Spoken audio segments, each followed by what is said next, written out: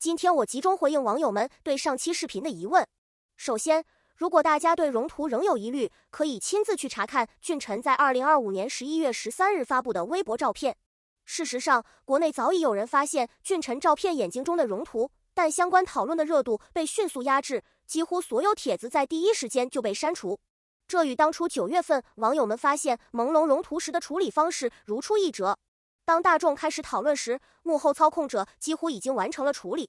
他们的目的很明确，尽快让替身顺利取代俊辰，并依样画葫芦，将这一手段推广到其他艺人身上。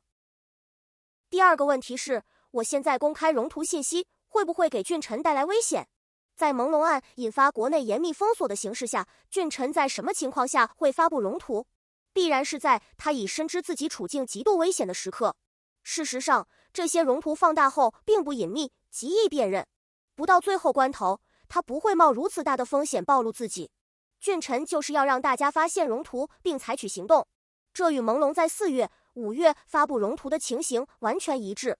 如果当时我们能及时识别并追查朦胧的下落，或许结局会有所不同。第三个问题，为什么我不说这些荣图是朦胧留下的？原因有二。其一，敌人比我们更清楚这些照片的拍摄时间和经手人，模糊或隐瞒无法迷惑敌人，只会蒙蔽我们自己，让大众误以为小郭只是朦胧案件的附带受害者，从而忽略他。其二，除了我在上期视频中所解释的原因，我认为即使朦胧有机会修改俊辰的照片，他也绝不会这么做。他宁愿牺牲自己，也不会让无辜之人陷入危险。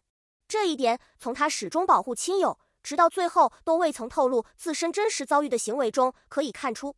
如果刻意隐瞒，反而会给水军留下攻击朦胧的借口，怀疑这些荣图的真实性。最后我要强调，敌人们已经出手了，我们不能再自欺欺人。我发布这些视频是希望，如果有心有力的人能在其中发现哪怕一丝机会，也可能带来改变。